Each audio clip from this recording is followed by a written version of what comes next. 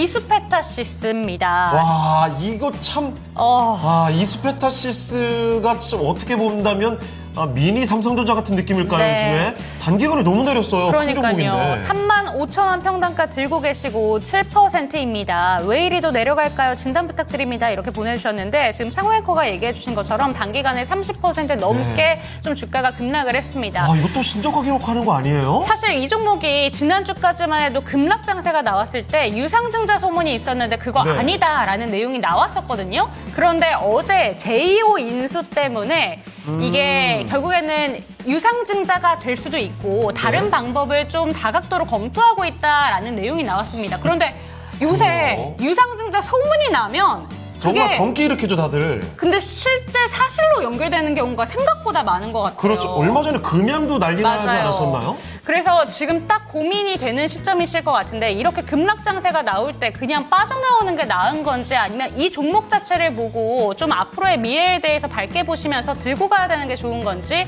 질문 드려보도록 하겠습니다. 전문가님 진짜 고민이 많으실 것 같습니다. 이수페타시스인데요. 요새 참 유상증자 얘기만 나오면 참 많은 투자자분들 경계를 하고 계실 것 같습니다. 어떻게 보실까요? 네, 일단은 뭐 이렇기 때문에 그러니까 시장에서 이러한 이야기가 많이 나오기 때문에 유상증자를 또 섣부르게 할 수 없게 해야 된다. 뭐 상법 개정에 대한 이야기도 나오고 있는 거죠. 최근에 뭐 고려아연이 연속적으로 또 지분 싸움에 대해서 쭉 상승이 나오다가 이제 또 유상증자 한다라고 해가지고 또 하한가를 가버린 또 이력이 있었잖아요. 그래서 이수페타시스 같은 경우에도 유상증자에 대한 썰이 나왔죠. 그러면서 지금 주가가 또 연속적으로 하락하고 있는 그런 모습들이 나타나고 있는 건데 일단 썰이 이제 두 가지인 거죠. 뭐 앞서 말씀 주셨던 제2호 인수권에 대한 부분. 제2호 같은 경우에는 뭐 확실하게 기술력은 있는 또 이제 2차 전지 기업이라고 이제 봐야겠죠. 그러면서 뭐 도전제라든지 혹은 뭐 전고체에 대한 부분 확실하게 또 독점적인 기술력을 보유를 하고 있는 기업인데 사실 뭐 제2호 같은 경우에는 당장에 무언가 이제 그 큰 실적이 나온다라기보다는 앞으로의 성장을 기대를 하고 어느 정도 이제 또 접근을 해야 되는 종목인 거죠. 근데 우리가 이제 또 의문을 가져야 될 건 이수페타시스 같은 경우에는 사실 집중을 해야 될 부분이 명확하잖아요. MLB 기판이라고 하는 확실한 또 모멘텀을 보유를 하고 있는 상황이고 그리고 최근에 엔비디아발 수혜로 인해서 실적 성장도 계속해서 이루어내고 있는 기업이죠. 그렇기 때문에 제2호 인수가 굳이 필요하느냐라는 이야기를 계속해서 또 시장에서 하고 있는 거고요. 그러면서 사실 이수페타시스가 그동안에 돈 많이 벌었거든요. 그래서 유보금이 차곡차곡 쌓여 있는 상황인데 이러한 상황에서 유상증자에 대한 이야기가 나오다 보니까 이게 또 무슨 뚱구름 잡는 이야기나 라는 이야기가 또 나오고 있는 겁니다. 사실 또 이제 이수페타시스 같은 경우에는 공장 가동률이 지금 또 이제 90%가 넘어가는 상황이거든요. 그래서 사실 캐파를 조금 확장해야 되는 시점이기는 해요. 캐파를 확장을 해야 되는 시점이기는 한데 캐파를 확장을 해야 되는 시점에서 결국에는 본인들 돈 쓰지 않고 유상증자를 통해서 결론적으로는 이제 또 돈을 땡겨가지고 또 이제 추가적으로 시설을 더 늘리고 또 M&A를 하려는 거 아니냐. 약간 이제 이러한 또 우려감들이 생겨나고 있는 거죠. 그런데 문제는 무엇이냐라고 했을 때 우려감이 생겨났다는 게 중요한 겁니다. 결국엔 지금 현재 시장에서 앞서 말씀 주셨던 것처럼 시장에서는 이 유상증자를 한다라고 했을 때 악재로 받아들이는 경우가 거의 대부분이죠. 무언가 이 기업의 엄청난 성장성이 담보되지 않는 이상 결국에는 이제 유상증자가 일반적으로는 돈이 없기 때문에 돈을 가져다가 끌어다 쓴다. 주식을 발행을 해서 이런 인식이 거의 대부분이라서 그런적으로 유상증자를 하게 되면은 아무래도 이제 악재로 받아들여지기 마련입니다. 더군다나 또 저가의 그 단가가 형성이 되기 때문에 이번에도 그와 같은 관점으로 생각을 해주시면 될 것 같아요. 우리 시장에서는 항상 불확실성을 경계를 하는데 유상증자 썰이 덜었고 그러면서 뭐 제2호 인수권에 대한 이야기라든지 그다음에 이수페타시스가 이제 캐파를 조금 확장을 해 나가야 되는 시점이다 보니까 돈을 써야 되는 거거든요. 그러한 시점에 유상증자 썰이 나왔으니 그러면은 얘네 진짜로 유상증자 해버리면 지금 내가 높은 단가에 가지고 있을 필요가 없겠구나라고 생각을 하는 투자자들이 생겨날 수밖에 없겠죠. 그러면서 최근에 이수페타시스 같은 경우에 보게 되면 45,000원 구간에 고점 매물 구간을 또 계속해서 못 들어주고 있었어요.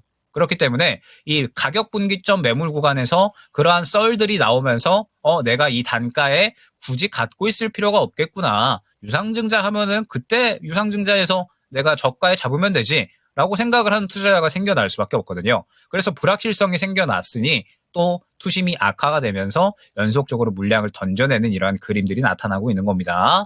그래서 일단은 이수페타시스 같은 경우에는 지금 저가 지켜주는 게 매우 중요할 것 같아요. 지금 길게 보게 되면 한동안 이 저가를 계속해서 깨지 않았었거든요. 근데 만약에 이 저가를 깨게 돼버리면은 추가적으로 하락을 할 수 있는 구간이 나타나고 중요한 부분이 무엇이냐라고 했을 때 마찬가지입니다. 혹여나 나중에 뭐 요 정도 구간에서 바닥을 잡고 반등이 나온다라고 했을 때 지금 이 3만 원 구간에 매우 두터운 매물대가 또 형성이 되어버리거든요. 그럼 우리가 향후에 생각을 한다라고 했을 때 반등이 나오는데 이 3만 원 구간에 매우 두터운 매물대가 있다 보니까 보통의 기대감으로는 이 매물 구간을 뚫어내기가 쉽지가 않은 거죠. 그래서 일단은 이 저가 부근에 대한 이탈 라인은 좀 잡아 놓으셔야 될 것 같습니다. 지금 보면은 약 한 3만 600원 정도의 형성이 되어 있는데 이 정도 구간을 이탈을 하게 되면 일단은 뭐 최소한 비중 축소 정도는 좀 고려를 하셔야 되지 않을까. 지금 뭐 비중이 그렇게 크지 않으시기 때문에 뭐 전량 정리 정도도 생각을 해주셔도 나쁘지는 않을 것 같습니다. 이 구간을 깨지 않는 게 일단은 굉장히 중요하다라는 점. 이 구간 깨버리게 되면은 또 투매가 또 쏟아져 나올 수가 있습니다. 그리고 만약에 이 구간을 지켜준다라고 했을 때 그 부분은 의미가 있죠. 이 부분을 지켜준다라고 하면 불확실성이 생겨나고 있기는 하지만 3만 원 한 500원 정도 구간에서는 저가 매수, 불확실성이 생겨나고 유상증자에 대한 불안감이 있기는 하지만 3만 500원 정도면은 저까지 더 이상 떨어질 때는 없지라는 인식이 생겨나는 거거든요. 그래서 이 구간을 깨지 않는 게 굉장히 중요하다라는 점 다시 한번 강조를 드리도록 하고 만약에 이 구간을 지켜준다라고 하면 앞서 말씀드렸던 것처럼 일단은 매물 구간이 지금 존재하는 상황이에요. 지금 최근에 보게 되면은 45,000원 구간 연속적으로 못 들어줬잖아요. 그만큼 이 고점 매물 구간 가격 분기점이 강력하다라는 이야기가 됩니다. 그렇기 때문에 일단 지금 상황에서는 반등이 나온다라고 했을 때 1차적으로 36,000원에서 7,000원 정도 그리고 2차적으로 약 45,000원 근처로 목표가 설정을 해드리도록 하고 저가를 깨지 않는 것이 중요하다라는 점 그리고 지금 현재 불확실성이 생겨났기 때문에 투심이 악화되고 있다라는 점을 생각을 해주시면 될 것 같아요. 그러면은 뭐 사실 불확실성만 어느 정도 해소가 된다라고 하면 사실 뭐 유상증자도 사실 무근이라고 사측에서 이야기를 했으니까 이 부분이 정말로 진행이 되지 않는다라고 했을 때는 또 저가 매수가 들어올 수가 있거든요. 그래서 일단은 저가를 깨지 않으면 그래도 저는 어느 정도는 충분히 반등이 나올 수가 있다라고 생각을 합니다. 저가를 깨지 않는지 정말 잘 보셔야 된다라는 점 생각을 해주시고 반등 시에는 36,000원, 7,000원이 1차 목표가 2차로는 45,000원 근처 구간에서 목표가 말씀드리도록 하겠습니다. 네, 1, 2차 목표가를 잡아주셨는데 이 목표가가 의미 있기 위해서는 저가가 깨지 않는 부분을 잘 지켜보셔야 된다라는 점 짚어주셨습니다. 지금 이 종목에 대해서 불확실성이 좀 많습니다. 그렇기 때문에 이 저가가 혹시라도 깨지게 될 때는 그때는 반드시 대응이 필요하다라는 점 짚어주셨으니까 이 내용까지 잘 챙겨가셨으면 좋겠습니다.